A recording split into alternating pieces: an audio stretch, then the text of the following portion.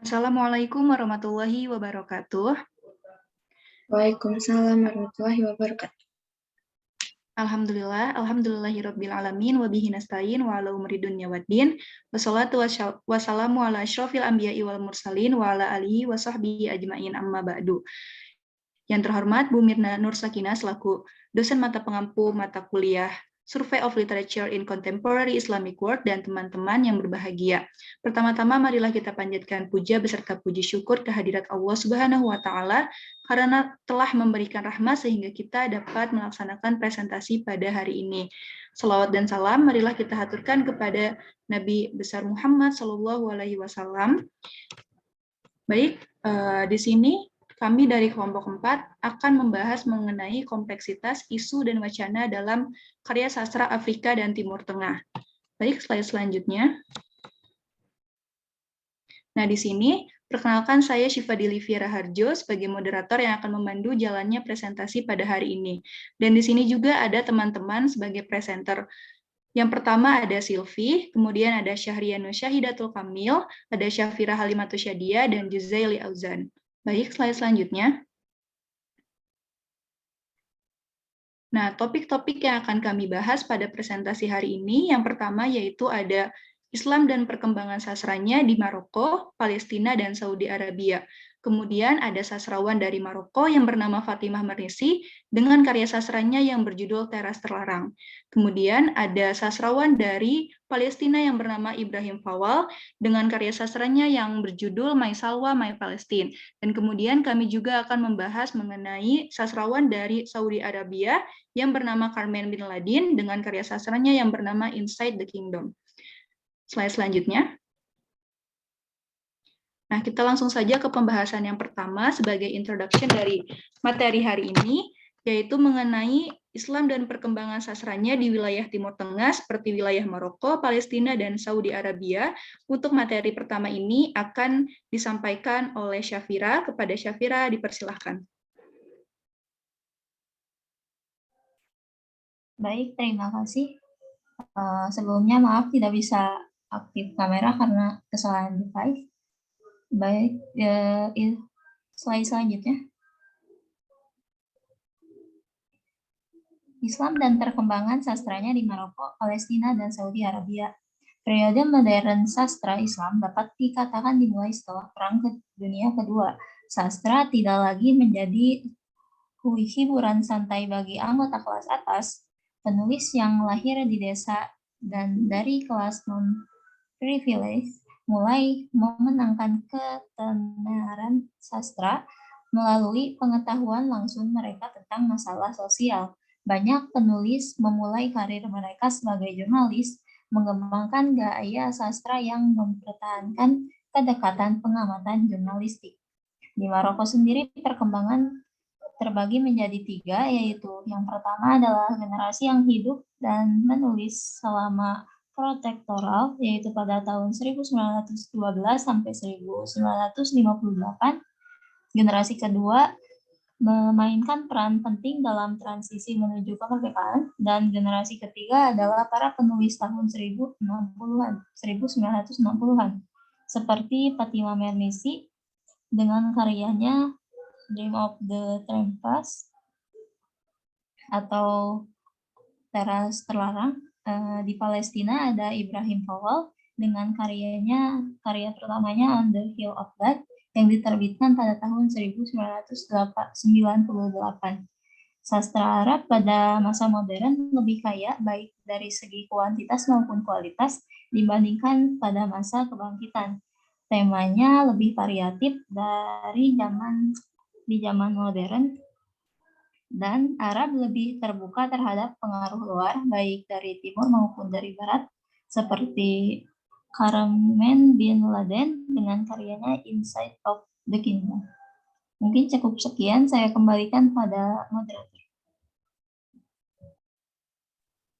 Baik, terima kasih Syafira atas penyampaian materinya. Nah, ke slide selanjutnya.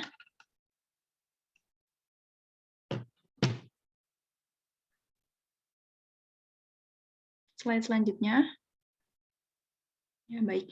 Di sini ada penyampaian materi selanjutnya, yaitu mengenai sastrawan dari Maroko yang bernama Fatimah Mernissi, dan analisisnya terhadap konteks sosial, konteks budaya, dengan karya sastranya yang berjudul Teras Telarang. Untuk materi ini akan disampaikan oleh Syahrianu Syahidatul. Kepada Yanu, dipersilahkan. Baik, terima kasih banyak Syifa atas kesempatannya. Di sini saya akan mencoba menjelaskan mengenai salah satu karya sastra dari Timur Tengah, tepatnya dari Maroko, yang berjudul Teras Terlarang, yang ditulis oleh Fatimah Mernissi. Nah, di slide selanjutnya ini, sebelum kita lanjut membahas mengenai analisis karya Teras Telarang, mari kita berkenalan dulu bersama sang penulis dari Teras Telarang tersebut. Di sini ada biografi dari Fatimah Mernissi. Jadi Fatimah Mernissi ini lahir di kota Fez, Maroko Utara pada tahun 1940, dan beliau juga meninggal pada 30 November 2015. Nah, Fatimah Mernissi ini merupakan tokoh bagi perjuangan kesetaraan gender di Timur Tengah. Beliau juga merupakan salah satu wanita yang memiliki akses pendidikan sampai dengan perguruan tinggi, gitu ya. Salah satu wanita yang pendidikannya itu tinggi gitu, sampai ke perguruan tingkat tinggi. Nah, beliau juga telah mengunjungi beberapa negara Muslim seperti Mesir, Pakistan, dan Aljazair untuk melihat realitas perempuan di dunia Muslim, bahwa keadaan sebenarnya wanita Muslim itu sangat masih terbelenggu dan juga terbatas untuk maju, sehingga masih sulit untuk maju gitu. Berbeda dengan apa yang ia lihat di dunia Barat gitu. Jadi beda, wanita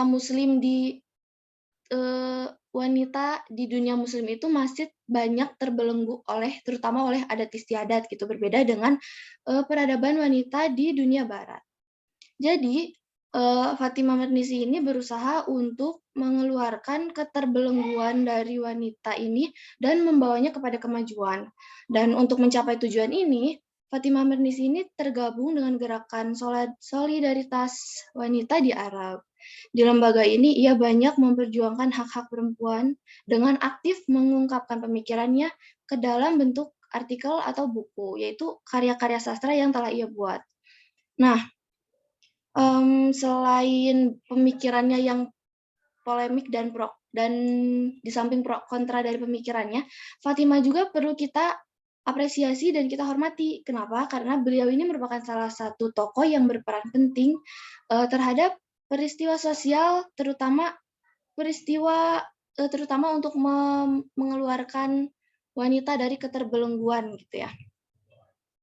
Dan juga beliau ini mencoba membawa wanita dari keterbelakangan menuju kemajuan. Seperti itu biografi singkat dari Fatimah Mernissi. Selanjutnya di sini ada salah satu karya sastra dari Fatimah Mernissi, yaitu Teras Terlarang, yang akan saya jelaskan sinopsisnya. Jadi, buku dari Teras Terlarang ini memiliki judul asli dalam bahasa Inggris, yaitu Dreams of Trespass, Tales of a Harem Girlhood, atau dalam bahasa Indonesianya adalah Teras Terlarang. Nah, Teras Terlarang ini merinci kisah fiktif masa kecil juga masa remaja Fatimah Mernissi di harem di Fez di Maroko selama tahun 1940-an sampai dengan awal 1950-an. Inti dari buku Teras Terlarang ini merupakan perjalanan Fatimah Mernissi yang hendak mengeluarkan wanita dari keterbelengguan dan keterbelakangan dari daerahnya tersebut. Nah, seperti yang kita bisa baca sendiri ya sinopsisnya di slide ini, juga slide selanjutnya. Kemudian di sini ada latar belakang dari karya sastra Fatimah Mernissi, dari mengapa Fatimah Mernissi menulis karya sastra tersebut. Nah, Fatimah Mernissi ini kan merupakan salah satu feminis produktif Maroko yang telah menulis tentang isu ketidaksetaraan gender dalam banyak karyanya. Ia juga telah mendapatkan perhatian dari para aktivis perempuan dan penggila gender hingga saat ini melalui karya-karya sastranya.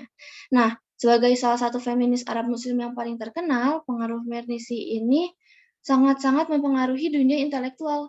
Dia juga merupakan figur publik yang diakui di negaranya sendiri, juga di luar negeri, terutama di Prancis, di mana ia terkenal di kalangan feminis. Nah, Fatimah Mernissi ini dalam karya sastranya Dreams of Trespass atau Teras Terlarang merupakan salah satu memoir yang mengungkapkan banyaknya pengalaman yang dihadapi oleh wanita yang tinggal di harem dan berbicara tentang kebingungan pengalaman Mernissi sebagai seorang gadis muda di harem dengan latar belakang nasionalisme Maroko dan juga gerakan hak-hak perempuan yang baru lahir. Kemudian di slide selanjutnya ada analisis setting sejarah juga sosial budaya karena pada karya sastra Teras Terlarang oleh Fatimah Mernissi ini juga sangat kental ya dengan aspek sosial budayanya. Nah, di sini novel ini merupakan memoir tentang masa kecil Fatimah Mernissi di dalam negeri harem di Fez di Maroko ya pada 1940-an sampai dengan 1950-an yang menceritakan pengalaman hidupnya dan reaksinya sendiri terhadap dunia di sekitarnya. Novel ini juga mengungkapkan misteri harem dan menempatkan wajah wanita muslim Arab secara pribadi dan sangat menghibur cara mengeksploitasikan hakikat kekuasaan perempuan, nilai tradisi lisan, dan kebutuhan mutlak mimpi dan perayaan. Nah, aspek sosial kultural di dalam novel tersebut dijelaskan bagaimana budaya harem tumbuh dan berkembang. Budaya di harem ini dianggap sebagai penyebab sistem patriarki di mana perempuan dibatasi untuk melakukan kegiatan di luar dan juga mereka diwajibkan untuk mengikuti aturan yang sudah saklek ada di sana. Jelas sangat merugikan ya bagi wanita, terutama salah satunya bagi keluarga Mernissi. Namun ada beberapa karakter wanita yang tidak tinggal diam. Justru mereka protes karena merasa ditindas gitu. Mereka tidak tampil gerakan di sekitar lingkungan, tetapi hanya di dalam rumah. Mereka ini mencoba menyampaikan beberapa gagasan pemikiran feminisme kepada Fatimah Mernissi dengan cara yang berbeda. Misalnya, Ibu Mernissi memberikan cerita dengan pesan moral di dalamnya. Kalau neneknya ini memberikan beberapa nasihat dan pengalaman. Dan bibinya dan sepupunya ini mengadakan pertunjukan teater tentang wanita hebat yang menginspirasi banyak wanita di harem untuk mendapatkan persamaan dan juga memperjuangkan kebebasan yang hakiki. Oke, mungkin hanya sekian yang dapat saya sampaikan mengenai Fatimah Mernissi dan Teras Terlarangnya. Selanjutnya saya kembalikan kepada moderator. Baik, terima kasih Yanu atas pemaparan yang sangat jelas. Materi selanjutnya yaitu mengenai sastrawan dari Palestina yang bernama Ibrahim Fawwal dengan karya sastranya yang berjudul My Salwa, My Palestine. Untuk materi ini akan dijelaskan oleh Juzaili Auzan. Kepadanya saya persilahkan. Oke, terima kasih atas kesempatannya moderator. Di kesempatan kali ini, saya akan membahas tentang sebuah karya dari Ibrahim Fawwal, yaitu My Salwa, My Palestine. Slide selanjutnya.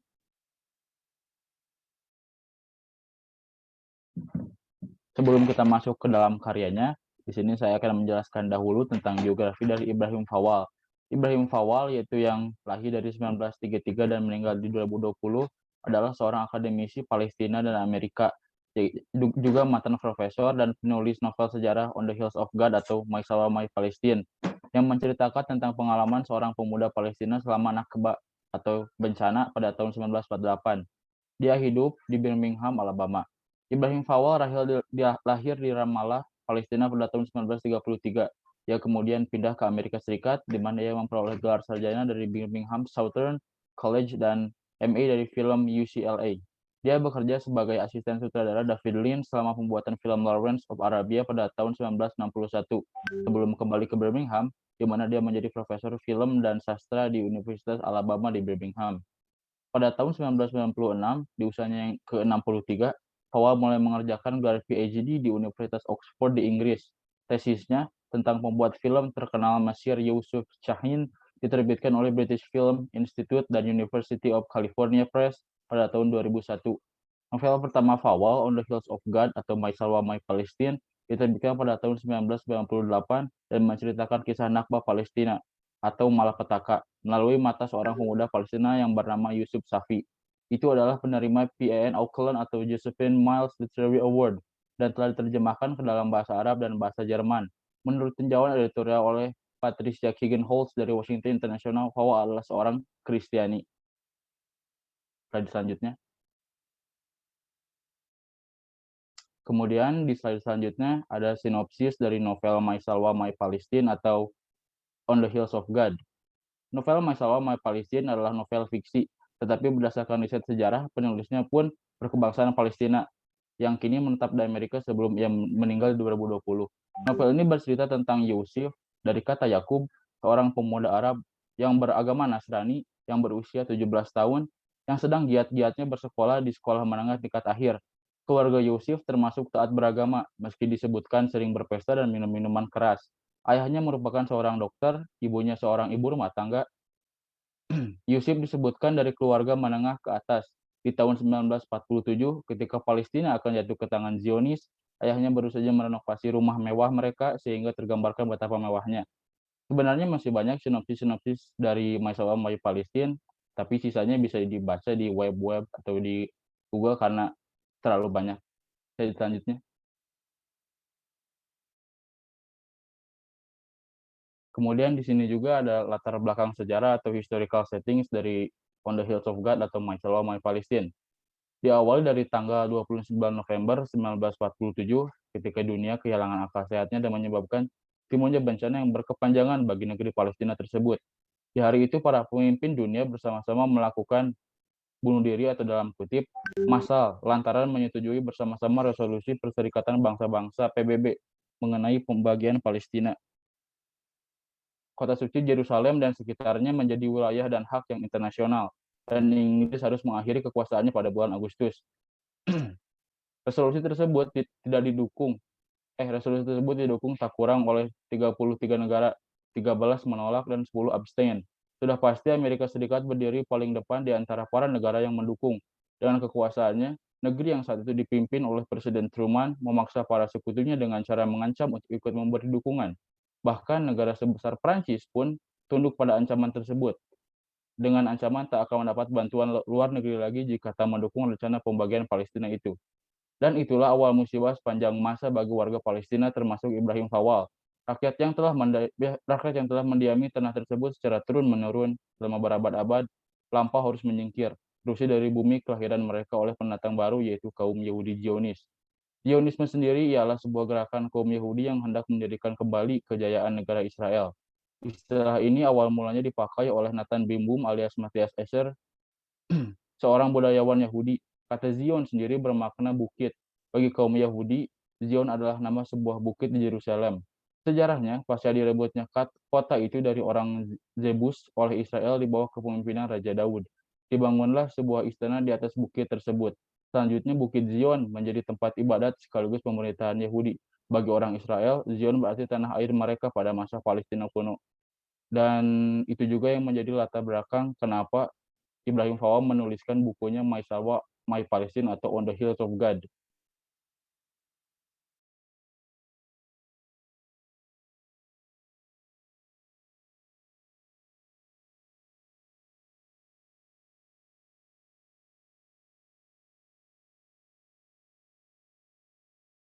Selanjutnya.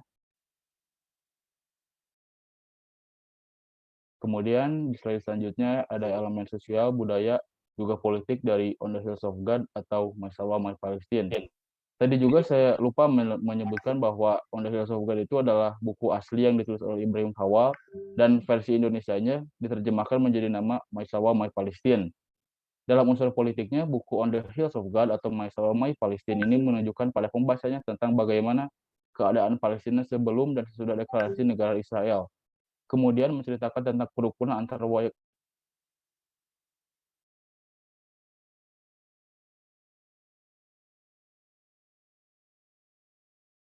kaum Zionis yang mengusir warga Arab, baik Muslim maupun Kristiani dari tanah mereka, serta memaksa warga Yahudi Palestina membantu kejahatan mereka. Bersamaan dengan itu, tersurutlah konflik tiada henti di Palestina hingga saat ini. bencana dan konflik yang diawali dengan rencana pembagian Palestina oleh PBB hingga deklarasi berdirinya negara Israel yang diikuti oleh Perang Arab dan Israel pada tahun 1948. Ibrahim Fawal, sang penulis yang merupakan imigran Palestina di Amerika, berusaha menceritakan peristiwa An-Nakbah atau katastrofi 14 Mei 1948 dari sudut pandang bangsa Palestina. Ia berusaha membuka mata dunia bahwa apa yang disebut Israel sebagai perang kemerdekaan sesungguhnya adalah pengusiran dan pembersihan etnis Arab di Palestina. Fawal juga menggambarkan bahwa konflik Palestina-Israel bukan hanya konflik agama Muslim melawan Yahudi, tapi juga konflik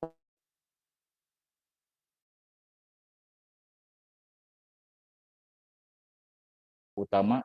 Ibrahim Fawal seolah menjelaskan bahwa seluruh warga Palestina adalah korban, baik mereka Muslim ataupun Kristiani.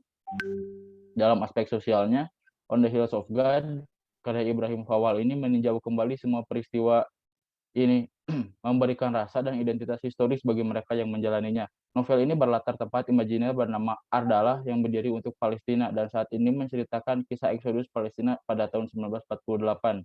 Dalam urutan retrospektif yang kuat, Fawal menelusuri proses yang mengarah pada perpindahan orang Palestina dari kota asal mereka. Seluruh pemandangan dilemparkan dengan latar belakang kehidupan keluarga selama tahun menjelang pengusiran besar-besaran Palestina, bersamaan dengan ciptaan negara Yahudi yang menyebabkan perpindahan orang-orang di sana. Novel ini bercerita tentang keluarga Dr. Safi yang terdiri Dr. Jamil Safi, istrinya putranya, Yusuf dan istrinya Salwa, serta sepupu bernama Basim. Di awal novel, keluarganya digambarkan sebagai keluarga yang kaya dengan 2 rumah, klinik, tabungan dan perhiasan, uang tunai dan masa depan. Tetapi di akhir cerita, keluarganya tercerai-berai, kepalanya Dr. Safi meninggal, Salwa hilang, Yusuf dan ibunya mengungsi di Yordania, tanah air mereka diduduki, harta benda mereka diambil, dan mereka lah mengungsi di negara lain tanpa masa dengan harapan yang tidak terlihat. Mungkin sekian yang dapat saya jelaskan, saya kembalikan kepada moderator. Baik, terima kasih Zuzaili atas pemaparannya. Untuk materi selanjutnya yaitu ke slide selanjutnya. Ya, untuk materi selanjutnya yaitu pembahasan sastrawan Saudi Arabia yang bernama Carmen bin Laden. Untuk penyampaian pembahasan awal mengenai biografi dari Carmen bin Laden itu sendiri, kemudian latar belakang sinopsis karya sastranya, latar belakangnya dan setting sejarahnya akan dijelaskan oleh Silvi. Kepada Silvi dipersilahkan. Baik, terima kasih moderator.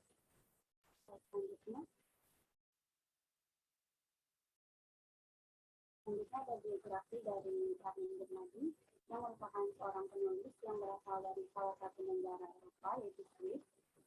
Nama aslinya adalah Carmen Beaufort. Namun setelah menikah dengan laki-laki berkebangsaan Arab yang bernama Yusuf bin Laden, namanya berubah menjadi Carmen bin Laden.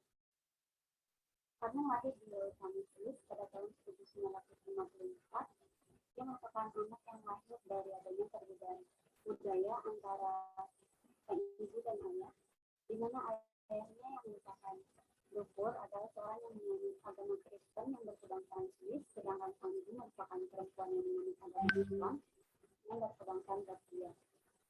Dia memiliki 3 saudara bernama Salom, Beatrice, dan Memolia. Pernikahan Carmen dengan Islam berlangsung dengan menggunakan tata Islam pada tahun 1974. Namun pernikahan mereka akhirnya kandas tahun 1988, padahal dari pernikahan ini mereka memiliki 3 putri yang bernama Wafa, Nazira, dan Nur. Slide selanjutnya.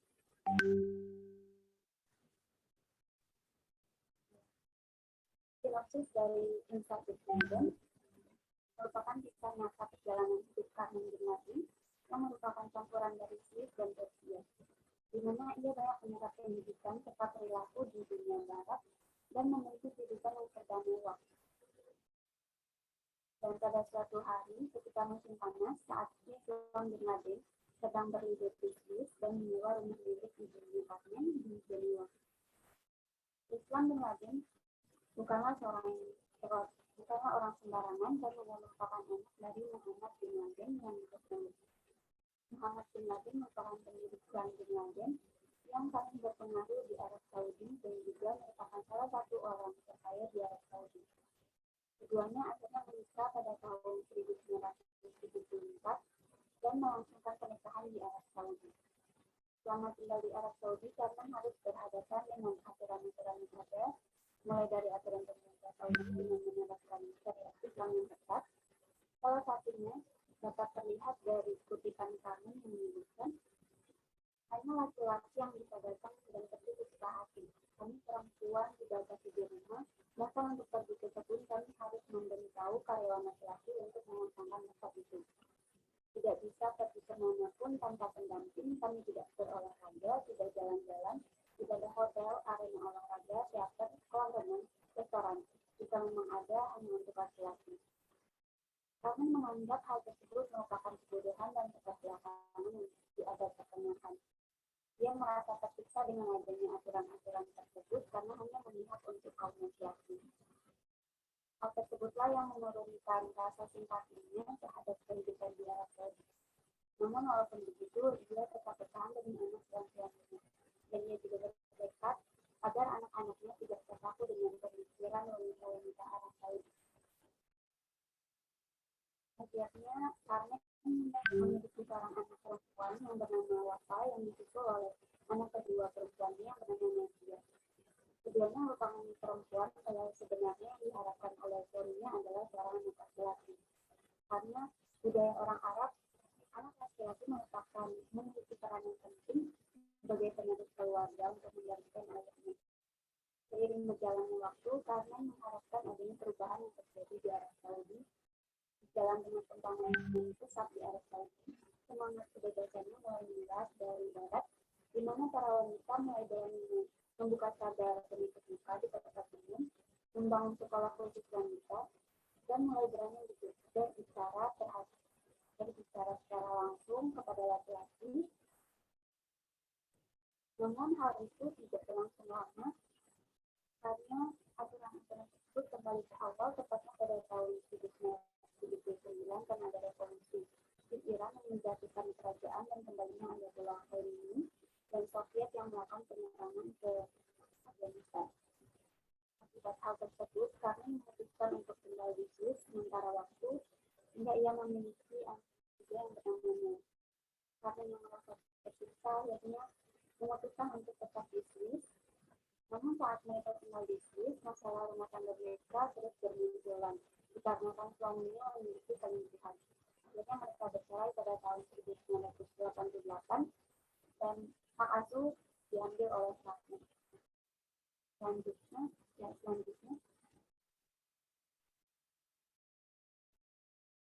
dapat dalam Inside the Kingdom ini menyajikan perjalanan hidup Carmen bin Nabi tentang bagaimana pengalaman seorang perempuan dunia barat yang memasuki aturan-aturan yang ada di Arab Saudi, di mana hal tersebut membuatnya tersiksa dengan aturan-aturan yang ketat. Dan itu ia juga menekankan adanya budaya patriarki yang berlangsung di Arab Saudi, di mana pergerakan wanita dibatasi dan penguasaan hanya ada di tangan laki-laki. Selanjutnya ada satu sejarah, di mana setelah menikah dengan Islam, ia tentunya harus hidup bersama dengan Arab Saudi, di mana kehidupannya harus berubah dengan adanya peraturan-peraturan ketat dari syariat Islam. Hal itu seperti kita ketahui bahwa Arab Saudi merupakan tempat yang dianggap suci karena merupakan negara tempat kelahirannya di Muhammad, tempat tumbuh dan berkembangnya agama Islam, sehingga wajar saja apabila negara ini memiliki peraturan yang ketat terutama untuk kaum wanita. Sekian penjelasan dari saya kembalikan ke moderator. Baik, terima kasih Sylvia atas pemaparannya. Di sini saya akan melanjutkan pemaparan mengenai unsur sosial, unsur budaya, politik, dan ekonomi yang tergandung dalam Inside the Kingdom karya Carmen bin Laden. Slide selanjutnya. Nah, yang pertama ada unsur sosial. Dalam bukunya Inside the Kingdom, Carmen menggambarkan bagaimana aturan sosial yang ditemukan di Arab Saudi. Peraturan yang sangat ketat dari perempuan. Nah, ini membuktikan adanya konteks sosial bahwa wanita tidak dapat dengan mudah untuk bersosialisasi dengan kehidupan di sekitar mereka. Karena mereka harus diawasi secara ketat oleh pendamping dari keluarga mereka seperti ayah mereka, suami mereka, dan anak laki-laki jika mereka memilikinya. Dan pengakangan terhadap wanita Arab ini menunjukkan bahwa aturan di Arab Saudi menurut Carmen bin Laden lebih memihak kepada pria. Nah, unsur ini dapat kita lihat pada halaman 44 buku Inside the Kingdom. Kemudian yaitu ada unsur budaya dalam buku tersebut. Buku Inside the Kingdom ini merupakan buku yang menceritakan kehidupan Carmen bin Laden selama ia menikah dan tinggal di Arab Saudi. Maka dari itu, buku tersebut mengandung unsur budaya Arab, di mana orang Arab sangat menjunjung tinggi agama mereka. Nah, agama yang dianut oleh orang Arab Saudi ini sangat kuat. Mereka bangga berada di tanah tersuci yang berada di dunia. Nah, budaya Arab Saudi ini membatasi setiap gerak-gerik masyarakat, khususnya bagi para perempuan. Selain budaya Arab, buku Inside the Kingdom juga menjelaskan budaya Barat atau budaya Eropa, yang dimana orang Eropa memiliki hak yang bebas untuk melakukan apa saja yang mereka inginkan, karena banyak dari mereka yang menganut agama Kristen. Nah, tentunya ini merupakan hal yang bertolak belakang dengan budaya Arab Saudi. Dan di Barat juga tidak ada aturan yang mewajibkan untuk membatasi wanita Barat untuk bersosialisasi serta melakukan aktivitas di luar rumah. Nah, wanita-wanita Barat juga memiliki hak untuk bebas kemana saja dan menggunakan pakaian yang mereka mau. Baik, slide selanjutnya. Kemudian ada unsur ekonomi dan unsur politik yang terkandung dalam buku Inside the Kingdom. Kehidupan ekonomi di Arab Saudi seperti apa yang sudah dijelaskan oleh Carmen bin Laden dalam bukunya, menggambarkan bahwa para perempuan Arab Saudi lebih suka berbelanja. Maka ini menandakan bahwa ekonomi orang Arab dapat dibilang cukup, karena berbelanja merupakan suatu hal yang dapat menjadi hiburan bagi wanita Arab Saudi. Mereka sangat suka berbelanja, bahkan kebanyakan dari mereka membeli barang baru bukan karena ketertarikan terhadap barang tersebut, melainkan mereka membeli barang tersebut karena wanita lain sudah memilikinya, dan mereka ingin membeli dengan jumlah yang lebih banyak dan kualitas yang lebih bagus. Nah, untuk konteks ini dapat ditemukan pada halaman 187 buku Inside the Kingdom. Kemudian ada unsur politik. Pada halaman 114 buku Inside the Kingdom menjelaskan mengenai peraturan Arab Saudi yang menyatakan bahwa yang wajib memberi perintah atau yang wajib memimpin adalah kaum laki-laki. Sedangkan wanitalah yang harus mentaati semua perintah yang diberikan oleh laki-laki. Nah, para wanita dapat dianggap melanggar etika dan adat orang Arab Saudi yang menekankan ajaran Islam apabila mereka berani memberi perintah kepada laki-laki. Nah, dalam konteks ini, maka dapat disimpulkan bahwa unsur politik Arab Saudi yaitu yang wajib menjadi pemimpin bagi masyarakat adalah laki-laki. Arab Saudi memang mengikuti anjuran agama Islam yang mereka anut bahwa kaum laki-laki lah yang harus menjadi pemimpin. Baik, slide selanjutnya. Alhamdulillah, penyampaian materi dari kelompok kami sudah selesai, maka di sini saya akan membacakan kesimpulan dari diskusi hari ini. Jadi, dapat disimpulkan bahwa sastra Islam pada masa kini telah berkembang bahkan di kawasan Timur Tengah seperti wilayah Maroko, wilayah Palestina, dan Arab Saudi. Nah, karya sastra semacam itu memberikan banyak manfaat yang dapat diambil dan dikembangkan bagi masyarakat saat ini. Nilai-nilai yang terkandung dalam karya sastra tersebut juga memberikan dorongan bagi masyarakat masa kini untuk bersemangat menjalani kehidupan yang dilandasi nilai-nilai seperti nilai-nilai sosial, nilai-nilai budaya, ekonomi, bahkan politik. Nah, melalui karya sastra tersebut, masyarakat dapat mengetahui bagaimana sejarah yang melatar belakangi atau sejarah asal-usul suatu daerah. Kemudian banyak penulis di kawasan Timur Tengah seperti penulis Maroko, salah satunya Fatimah Mernissi, penulis Palestina seperti Ibrahim Fawal, dan Carmen bin Laden yang merupakan salah satu penulis Arab Saudi. Para penulis tersebut menulis beberapa karya mereka yang mengandung unsur sosial, unsur budaya, politik, dan ekonomi. Kemudian pembahasan unsur-unsur tersebut telah menjadi pembahasan yang berkembang dan cukup menarik, sehingga perkembangan ini akan terus berjalan dengan baik apabila masyarakat meningkatkan kemajuannya dalam mengembangkan nilai-nilai tersebut. Nah, selain peran masyarakat, peran industri dan ilmu pengetahuan juga menentukan bagaimana perkembangan sastra Islam kontemporer terus berlanjut. Baik, demikianlah diskusi kelompok 4 hari ini. Saya sebagai moderator, saya memohon maaf atas segala kekurangan. Terima kasih atas perhatiannya. Wabillahi taufiq wal hidayah. Akhirul kalam. Wassalamualaikum warahmatullahi wabarakatuh. Waalaikumsalam warahmatullahi wabarakatuh.